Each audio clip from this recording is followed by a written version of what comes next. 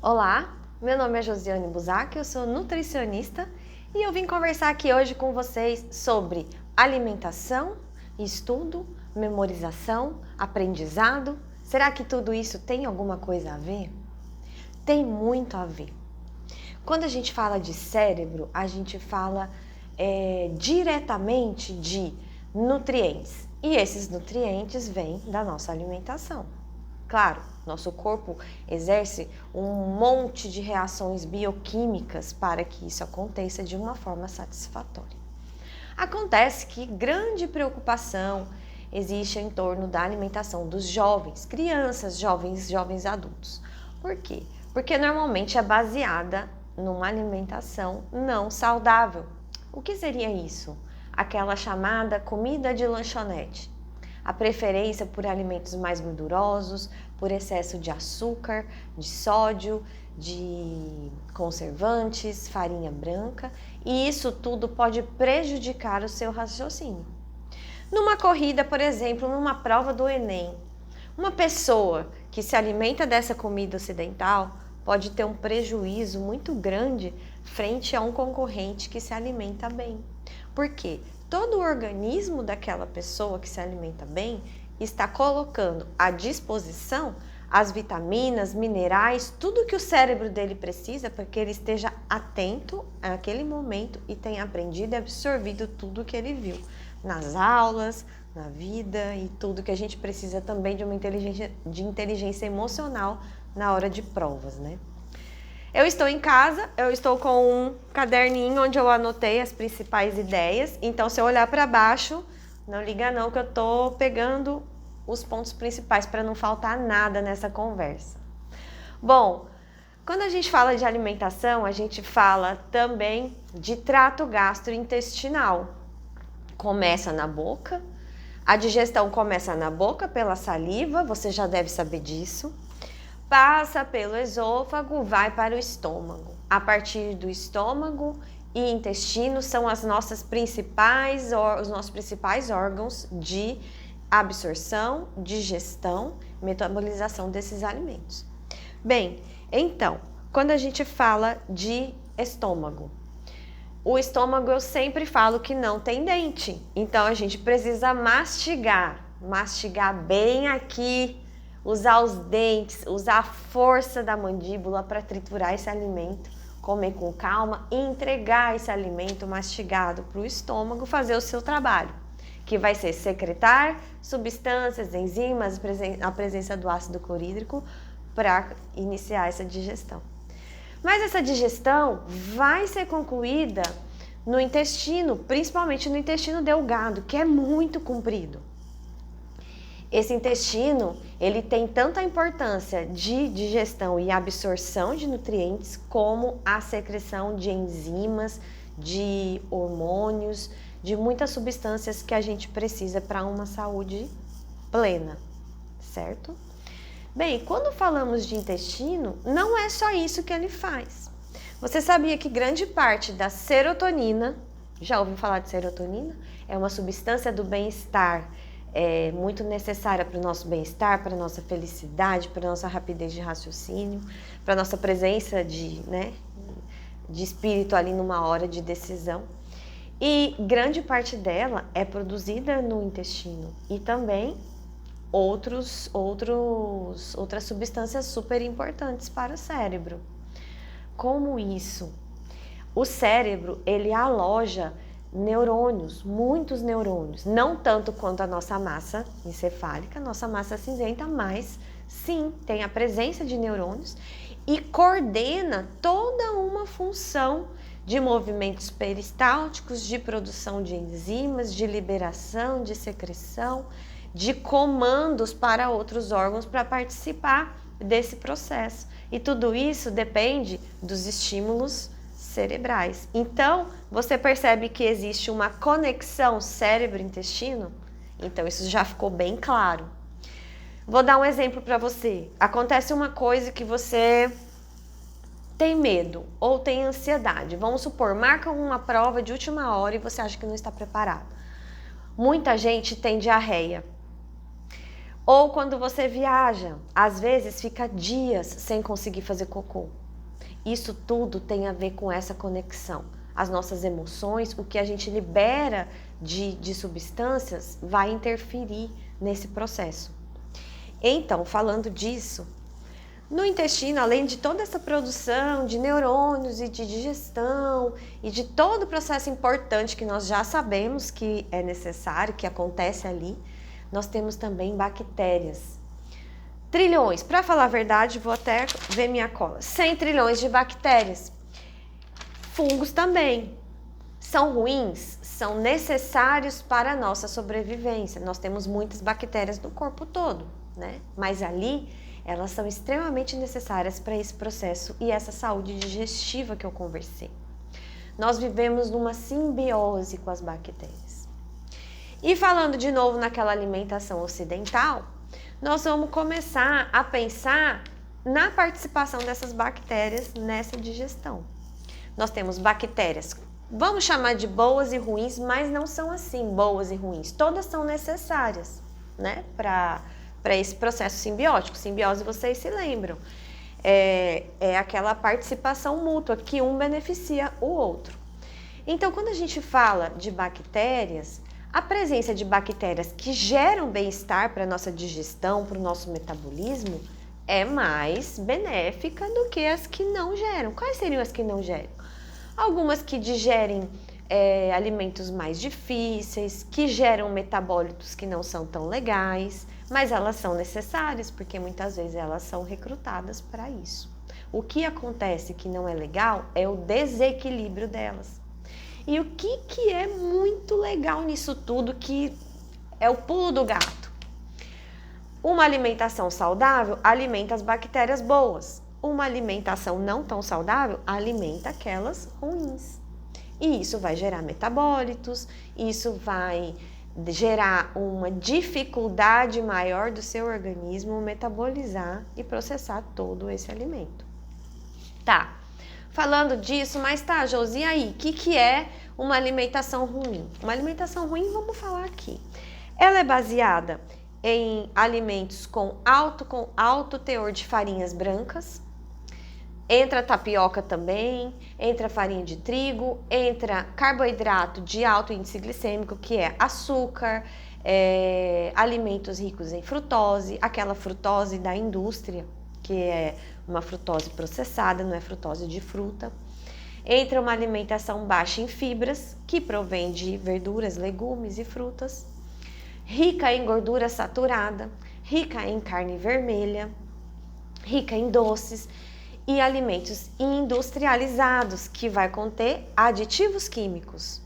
Tudo isso faz seleção de microbiota. Você lembra que eu falei que precisa daquela bactéria que não é tão boa para digerir isso? E o metabólito de coisa ruim não pode ser coisa ruim, né? Não pode ser coisa boa, só pode ser coisa ruim. Então, muitas vezes gera gases, gera mal-estar, gera constipação ou diarreia. Não é normal não fazer cocô e não é normal ter o intestino muito solto. Tudo isso é fruto de uma disbiose, que é o quê? O desequilíbrio dessa microbiota intestinal. Além disso, uma alimentação ruim pode te dar outros sintomas que você nem imagina, como dor de cabeça, distúrbios do sono, insônia ou muito sono, dificuldade para acordar, letargia. Tudo isso vem de reações de uma alimentação que não está legal. Então, uma alimentação rica em fritura, rica em alimentos condimentados demais, com muitos adoçantes, corantes, conservantes, vai gerar uma inflamação. Essa inflamação, ela é sistêmica, ela é crônica, ela é silenciosa. Muitas vezes não vai sair exame, você não vai perceber. Você só vai perceber quando você mudar essa alimentação e ver como o seu cérebro pode ser otimizado, como o seu raciocínio fica rápido, como você fica mais animada, mais ativa no seu dia a dia, né? Por que isso acontece? Porque na presença desses nutrientes ruins, né, gorduras saturadas, excesso de açúcar, você tem um aumento do estresse oxidativo, ou seja, você tem uma degeneração celular mais evidente, você tem o aumento de radicais livres que fazem tudo isso, essa degeneração celular. E quando a gente tem um estímulo inflamatório, a gente produz uma defesa no nosso organismo e é mediada por citocinas pró-inflamatórias. E isso vai deixar você combatendo aquilo o tempo todo e gera cansaço, letargia e mal-estar e tudo mais. E o que fazer para mudar? O que nós podemos fazer para ter uma alimentação bacana para estudar? Ó, eu anotei aqui alguns alimentos muito legais, então anota. Você vai começar com uma alimentação rica em nutrientes. Nós precisamos fornecer principalmente para o cérebro ferro, zinco, complexo B, vitaminas do complexo B, B12, B9, chamado ácido fólico, que são importantes para essas funções cerebrais. E nós temos também ômega 3, super importante também, magnésio, a partir de alimentos naturais. Então vamos lá. Nós temos a partir da saúde cerebral, abacate. Abacate, ela tem uma atividade de blindar o cérebro. Ele fornece uma gordura boa. E lembra, abacate já veio gordo de óleo, não precisa adicionar açúcar. Então, seja em preparações salgadas, como molhos de salada, guacamole, alguma coisa assim, ou puro, vai ser sempre bem-vindo na sua alimentação. Ele vai melhorar o estresse oxidativo e vai proporcionar uma melhor regeneração desses neurônios. Outra coisa, tem alto teor de gorduras boas. Os polifenóis, eles estão presentes em muitos alimentos. Em vegetais verdes escuros, como brócolis, rúcula, couve. Em uva, suco de uva, excelente. Tem o resveratrol, açaí. Açaí, lembra que não deve ser adoçado com xarope. E também nós temos uma grande propriedade benéfica desses alimentos. Chá verde. Chá verde no lugar do café é muito interessante, porque o café, ele promove um estímulo, mas às vezes é um estímulo meio descontrolado. Mas o chá verde, ele tem cafeína e ele tem outras substâncias também que ajudam nessas funções cerebrais. Então é bem interessante. Lembra de tomar até no máximo 3, 4 horas da tarde para não atrapalhar o seu sono. Ele está muito associado às substâncias que tem nele, como cafeína, teanina, está muito associado à memorização e aprendizado. Então é super legal você adotar o chá ao invés de ficar tomando muito café na hora de estudar. Além disso, o chá verde tem efeitos interessantes, já comprovado por estudos, na ansiedade. Olha que bacana. Vocês que fazem prova, que fazem simulado, que está numa fase de incerteza, é bem interessante um alimento que atua nisso. Outra coisa que a gente comentou, o excesso de carne vermelha pode trazer estresse oxidativo e te dar uma letargia, te dar um processo pró-inflamatório. Então, nós devemos também incluir na nossa alimentação peixes e ovos. Isso é muito importante. Os peixes, salmão, atum, sardinha, vão trazer o ômega 3, que é um nutriente importantíssimo para as funções cerebrais. É aquela gordura boa, gordura monoinsaturada, que a gente precisa muito para essa otimização da produção de neurônios, dessas sinapses, dessa conversação que precisa ter entre as células do cérebro. Nós temos muitos estudos ligados ao ômega 3 na prevenção de Alzheimer e Parkinson. Você não imagina, mas já existem estudos que comprovam que a alimentação está extremamente ligada a essas doenças.